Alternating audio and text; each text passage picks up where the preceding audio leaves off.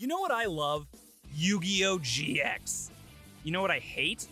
Also, Yu-Gi-Oh! GX. Look, it's a really great season and a half of solid content accompanied by a whole lot of meh. Looking at you, Society of Light. And what makes it so disappointing is that this show had so many things going for it. So many of the characters have this beautifully developed sense of nuance about them, and so many interactions and dynamics are just set up really, really well, only to kind of crumble along the way. And superheroes! How do you completely ignore the setup of a superhero-themed Yu-Gi-Oh! Series? This show should have been like the Avengers Go to Hogwarts, but, you know, without all the anti-transgender sentiment. So today I want to kick off a little what-if project. What if we had another chance? If we could take the 4 seasons that were produced and rewrite them to emphasize the parts that really worked and deconstruct the parts that just kinda didn't. Well, in order to do that, we need to take a look at what didn't work about the series. Early GX was plagued by unnecessary filler content, poor and inconsistent utilization of its secondary cast, and a poor handling of its relationship with the original Yu-Gi-Oh! Anime. This last point is likely the most egregious, and it's best represented by the cameo appearances by former protagonist Yugi Moto, who appears faithless in Yu-Gi-Oh! GX's pilot in order to bestow the Winged Karibo card upon his spiritual successor, Jaden Yuki. This is supposed to convey to us, the audience, that the hero we already trust and respect sees something in this kid, immediately giving Jaden a degree of character credibility that he didn't earn himself. Moreover, the series finale features an obligatory duel between our two heroes that hasn't been worked towards by either. Why should this duel between Yugi and Jaden matter to either of them, beyond the fact that we, the audience, think it would be cool to see our two heroes fight one another? From a writing perspective, it's the equivalent of smashing 2 action figures together because you think it'd be cool to see those characters fight. Which I've totally never done. So to kick things off, I'm going to omit Yugi's appearance in the series for the time being. He'll be back later, but for now, Jaden needs to stand on his own 2 feet. And so our story begins at the start of term at the Seto Kaiba Academy of Dueling, or Duel Academy for short. The commencement speaker for the year is none other than Duel Monsters creator Maximilian Pegasus, who proudly announces that he is in the process of developing a new type of card that will completely change the game of Duel Monsters. As he speaks, protagonist Jaden Yuki, who got lost on his way to the address, bursts in late, causing a scene. He is immediately reprimanded by the ill-tempered Professor Velian Crowler, head of the Obelisk Blue dorm. At this point, the students have already been assigned to their individual dorms, and Jaden already wears the uniform of a Slifer Red student. Crowler recognizes Jaden as the student who flunked the written exam but somehow passed his entrance duel, leading him to accuse Jaden of cheating. He repeatedly insults Jaden, who hot-headedly demands that someone give him a deck so he can show Crowler what he's made of. The fact that Jaden doesn't have a deck of his own surprises just about everyone, and Crowler insists that he be expelled from the academy for this alone. After all, how can he be a student at Duel Academy if he doesn't have a dueling deck? Jaden defends himself by saying that he does have a deck, but he was already running late, and he just forgot it, that's all. At this point, Pegasus interjects, laughing at the occasion. He asks a series of leading questions that essentially force Crowler to brag that he could defeat Jaden no matter what, and then provides Jaden with a deck to use. He informs Jaden that this is a one-of-a-kind deck that he, Pegasus, developed himself. Crowler protests, but Chancellor Shepard, Duel Academy's headmaster, reminds Crowler of his previous boast that he could defeat Jaden no matter what. The first duel of the semester begins between a lowly Slifer Red freshman and an esteemed duelist-turned-professor. The deck that Jaden is using is, of course, an elemental hero deck, and this first duel will establish some very important world building. First, this is where we learn that Jaden can communicate with Duel Monster spirits. As he summons the various heroes, they speak to him and coach him on how to use them to defeat Crowler. Jaden's playstyle is a bit rash, and at first, he's unwilling to cooperate with his monsters, as he arrogantly believes that he knows better than them. This puts him in a corner rather quickly as he repeatedly falls into Crowler's traps, and his monsters keep being removed from play. Eventually, Jaden summons elemental heroes Neos Alias and Shadow Mist, who will share the role of deck leaders throughout the series. The two finally convince Jaden to trust in them and his deck. For the first time, he relaxes, takes a deep breath, and draws what could end up being his last card. Polymerization. Jaden fuses elemental heroes Neos Alias and Shadow Mist to form elemental hero The Shining, who gains points for each banished hero. This defeats Crowler's Ancient Gear Golem monster and wins him the duel. Pegasus takes great satisfaction in this, and Jaden is allowed to keep the Elemental Hero deck. The cards in this deck will be thoroughly explored throughout the first season, but I'm gonna go over some of it now. Unlike Jaden's anime deck, which included monsters like Dark Caterpillar and Rottweiler, this deck will not include any monsters outside of the hero archetype. Symbolically, this speaks to the hero complex that Jaden will develop over the course of the show, and will tie into several important plot points involving future hero cards later on. The primary monsters included here are Elemental Heroes Neos Alias, Shadow Mist, Woodsman, Ocean, Blazeman, and Avion. Obviously, a real-world deck with only 6 monsters would have its issues, but relying on just a bit of anime logic, we're gonna say that Jaden's gonna be fine until we add more heroes later on down the road. Neos Alias and Shadow Mist have a vaguely Superman-Batman dynamic between the two of them, and despite being close allies and friends, will bicker quite a bit throughout the series. Though Jaden will actively engage with many of his dual monster spirits on a regular basis, these two will be the most prominent. Besides them, Elemental Hero Avion is a man of duty. He takes his responsibility seriously, no matter what it is. He does not enjoy talking about himself, and uses his natural charisma to redirect the conversation elsewhere if the topic comes up. He does have a bit of a temper, which comes out when he's stressed. Elemental Hero Woodsman is a sagely man, connected with the essence of things. He speaks wisely and often answers questions with questions. He's a staunch protector of the Earth, and uses its power to fuel his special effect, almost as though he were a druid. He strives to teach Jaden to learn about himself, and is often irked when his student misses the point of a lesson by several nautical miles. Speaking of nautical things, Elemental Hero Ocean is strong and quiet, belying a dry wit and wicked sense of humor. He can be stubborn at times, though his military-oriented attitude will get him to fall in line if Neos Alias or Shadow Mist pull rank on him. Elemental Hero Blazeman is the Robin to Shadow Mist's Batman, or Batwoman, as it were. Young, overeager, and very impressionable, he's more of Jaden's pal than anyone else in the deck, often encouraging Jaden to do things for no other reason than he thinks it would be cool. Throughout the first several stories, Jaden's primary strategy will revolve around fusing these 6 monsters together in different combinations to bring out Elemental Heroes The Shining, Escarado, Gaia, Absolute Zero, Nova Master, and Great Tornado. In the context of the dual monster spirits, these fusions are temporary mergers, in which they join spiritual essence with one another. When 2 monsters merge, the monster spirit of the monster whose element was retained takes the lead. So for example, if Elemental Heroes Ocean and Woodsman fuse to become Absolute Zero, that monster retains the personality of Elemental Hero Ocean, because they're both water monsters. But if the same 2 monsters fuse to form Elemental Hero Gaia, that monster would retain the personality of Woodsman instead. After Jaden's surprise defeat of Professor Crowler, the next several episodes serve to introduce us to the primary cast. We begin with Cyrus Truesdale and Chaz Princeton the day after orientation. Jaden finishes unpacking and sorts through the new Elemental Hero deck, more interested in the card designs than the deck itself. He puts his old deck, the one he forgot during orientation, in a drawer, and for the very observant, we can see just a hint of the card Ubel. His exploration of the new deck is interrupted by Professor Lyman Banner, a good-natured but kooky man who often speaks in riddles. They hit it off quickly, but Banner asks Jaden where his bunkmate is, a question that Jaden can't answer. Banner suggests that Jaden may want to find him, as Duel Academy can be a rough place for Slifer students. The Slifers typically band together for mutual protection from the more advanced storms. Heeding the professor's warning, Jaden slips off to find his new roommate.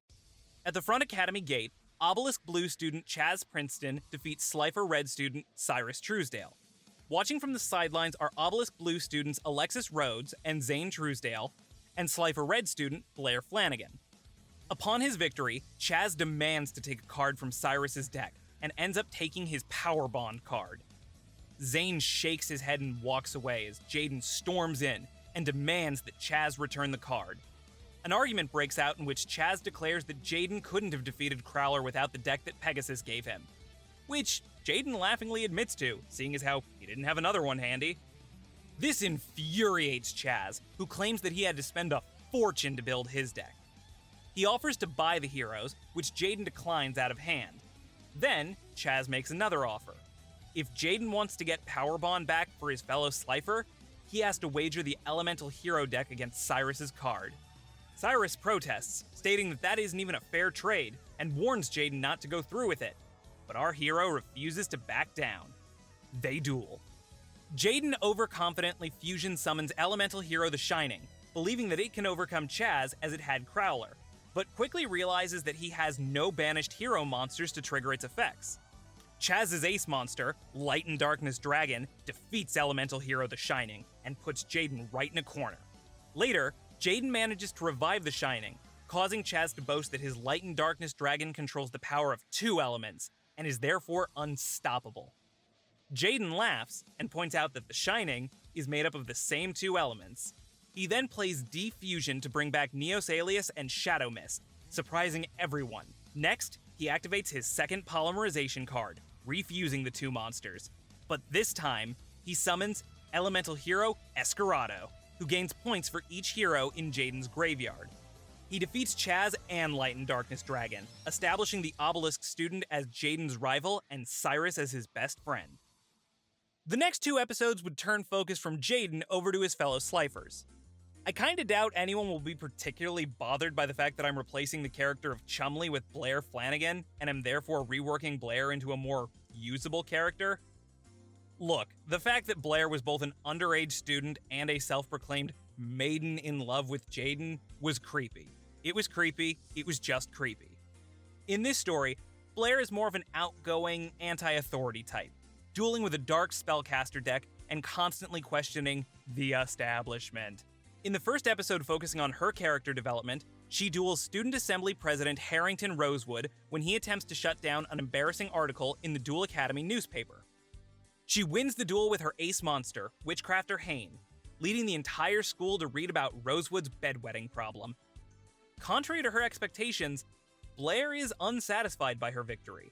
Instead, she feels guilt when she sees other students bullying Harrington after she outed his secret. She ultimately apologizes for embarrassing him, and he apologizes for trying to bully her in the newspaper into shutting down. She asks if they can be friends, but Harrington declines, stating that she turned him from the most popular kid in school to the biggest outcast. She optimistically points out that something else will come along for the students to talk about, and Harrington simply laments how long that might be. Blair considers this problem for a moment, and then slaps him. She stands up on the table and demands to know who told him that she has a crush on Professor Crowler. Everyone in the room turns to stare, aghast. She loudly explains that she only had that dream one time and it didn't mean anything. She turns and storms off, smirking to herself. All of the other students begin whispering excitedly to one another, and Harrington realizes what she's done for him. He smiles too. He laughs, which the other students mistake for him laughing at her. Moving right along, the first Cyrus-centric episode begins with him losing his 6th class duel in a row. His older brother, Zane, is top of the final year Obelisk Blue class. Cyrus goes to his brother and asks for help at getting better, but Zane declines, telling his younger sibling that he needs to find his own way. At this point, Zane speaks with a lot of the typical anime fluff we've come to expect from Yu-Gi-Oh!, espousing the philosophy of respecting one's cards and opponents, and most importantly, oneself. Cyrus doesn't particularly understand how any of that is relevant to a card game, and just asks for a few strategies. Zane coldly tells him to figure it out for himself. Later, when Cyrus tells this story to Jaden, Jaden immediately jumps up and offers to help Cyrus himself. They begin a duel, which Jaden intends to lose on purpose in order to make Cyrus feel better. Jaden summons elemental hero Woodman in attack mode, and ends his turn completely unprotected. The heroes don't take well to this at all, and are very upset with Jaden for it. Zane recognizes this ploy, and he points out what Jaden is trying to do to Cyrus, who becomes angry at Jaden for pitying him. He activates Power Bond in order to summon Steam Gyroid. The monster destroys elemental hero Woodman, but Power Bond's effect causes its attack points to be dealt to Cyrus as damage, costing him the duel in spite of Jaden's attempts to lose on purpose. Angry and humiliated, Cyrus storms off, leaving Jaden and Zane alone. Zane remarks that he would have thought that the kid who beat Chaz would know better, and asks if Jaden would have been alright with it if Cyrus had intentionally lost to him. Jaden retorts that Zane is abandoning his brother when he needs help, and asks how that makes him any better. The older student just stares at the younger one for a moment before simply saying, "I guess I was wrong about you." He walks away. The next day, Professor Banner schedules a practice duel in class. To everyone's surprise, he pits Cyrus against Jaden. Cyrus tells Professor Banner that he forfeits, and he plans to drop out of the academy. But Jaden refuses to accept this. He pronounces that the only way for his friend to improve is to duel stronger and better duelists and to learn from them. Maybe he won't win at first, but he will improve if he sticks with it. Cyrus is about to retort when the door opens, and Zane walks in. Seeing his brother, the younger Truesdale nods his head and turns to Jaden. "Game on!" he says, quoting his friend's iconic line back at him. The two duel fiercely, but Jaden fuses Woodman into elemental hero Gaia in order to offset the effects of Power Bond, winning the duel. Jaden points out to Cyrus that he's already improved since he used Power Bond correctly this time. Cyrus smiles and proclaims his intention to defeat his brother, causing Zane to smile for the first time. This episode establishes a sort of fraternal rivalry between Jaden and Zane, with each acting as an inspiration to Cyrus, though approaching their mentorships of him in very different ways. And for the last episode of this video, the whole academy is abuzz about the upcoming beginning of term dance. Chaz tries to ask fellow Obelisk Blue student Alexis Rhodes to be his date, but she declines, stating that she'll be skipping the dance altogether. Jaden quickly interposes himself into their conversation and asks why. He's heard that the Dance King and Queen will get to duel for an awesome new card. Alexis simply replies that she's happy with her deck the way it is, which only serves to raise Jaden's interest in the matter. The night of the dance, Jaden spots Alexis sneaking out of the dorm as he, Cyrus, and Blair are on their way to the main hall. Jaden, who isn't really interested in dancing, tells the others to go ahead and that he'll check out the Obelisk girl. He follows her to an old, worn-out building on the south side of the island, which Jaden recognizes as an abandoned dorm. When Alexis catches Jaden following her, we learn that her brother, Atticus, was a student who went missing just before the dorm was officially shut down. Rumors have circulated about this dorm for years, and she wishes to investigate in order to find clues of his disappearance. The dance provided her with a decent distraction, since all of the teachers would be busy chaperoning. Over at the dance, neither Cyrus nor Blair have any idea of how to conduct themselves in a social setting. They spend some time as wallflowers before Professor Banner comes up behind them, puts their hands together, and shoves them playfully onto the dance floor. The two are incredibly awkward at first, but Blair begins dancing in a manner that violently clashes with the music being played. In spite of the initial embarrassment, Cyrus goes along with it, and the two end up having fun, despite the stares and jeers that they get from the other students. At the dorm, Jaden and Alexis find an anomaly. There's a portal standing open in the room that used to belong to her brother. Jaden wonders if they should try to go through when a hostile entity known only as the Titan emerges and attacks Alexis. She activates her duel disc and defends herself as the dark power of a true shadow game surrounds them. Throughout the duel, Titan goads her about knowing what happened to her brother, and later recalls his duel with Atticus, but refuses to elaborate any further. Alexis eventually summons Cyber Angel Dakini and uses its effect to destroy his ace monster. With no monsters between Dakini and Titan, Alexis offers to let him go if he tells her what happened to Atticus. He replies that her brother is dead and laughs at her pain, reminiscing about how he suffered. Alexis loses her cool and orders Dakini to attack. Titan disappears in a scream of anguish, and Alexis breaks down crying. Jaden tries to comfort her, telling her not to give up hope, that a creep like Titan is probably a liar. Atticus is still out there somewhere. Alexis notices that the mask that Titan wore was left behind when he disappeared. She picks it up, stating that she'll use this clue to help her find her brother. The two, still dressed in their dirty and tattered school uniforms, crash the dance and see Cyrus and Blair dancing. The four of them end up socializing with one another, solidifying them as our main heroes of this story.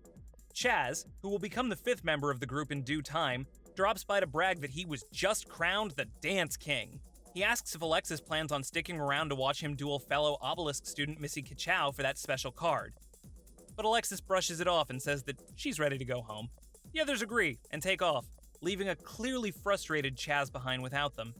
As he watches them go, Crowler approaches him and asks if he's ready to duel Missy, but Chaz blows him off, telling him that he can keep his stupid card. He walks off, alone. And that seems like a good place to wrap up this video. In the next one, we'll meet transfer student Bastion Mizawa and introduce the elements of the Shadow Rider conflict, which I am really looking forward to ripping apart and putting back together. Just talk about your worthless antagonists, right? In the meantime, what did you think of Welcome to Duel Academy? Do you like the new takes on the old characters, or did the anime do it better? Is this a direction you want to see the show continue to go in, or am I way off base? Let me know your thoughts down below and what you'd like to see in upcoming episodes of the Yu-Gi-Oh! GX rewrite. And if you haven't already, I'd greatly appreciate it if you'd hit the subscribe button. It genuinely helps me make these videos faster, and I'm so excited for the content that's coming in the near future. Everybody stay safe and stay healthy, and I will catch you in the next Yu-Gi-Oh! Video. Bye!